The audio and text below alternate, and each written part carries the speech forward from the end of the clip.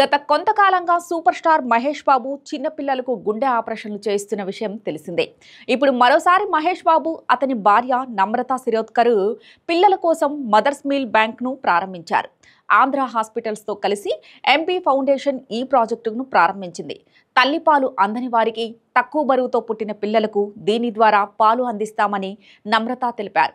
పాలు ఎక్కువగా ఉన్న తల్లుల నుంచి పాలను సేకరించి వాటిని అవసరమైన వారికి అందజేయనున్నామని, తల్లిపాల వల్ల పిల్లలకు ఇమ్యూనిటీ పవర్ పెరగడంతో పాటు ఎలాంటి ఇన్ఫెక్షన్లు రాకుండా ఉంటాయని నమ్రత చెప్పారు. దీంతో పాటు సర్వికల్ క్యాన్సర్కు వ్యాక్సిన్ కార్యక్రమాన్ని కూడా ఎంపీ ఫౌండేషన్ స్టార్ట్ చేస్తున్నట్లు నమ్రత వెల్లడించారు.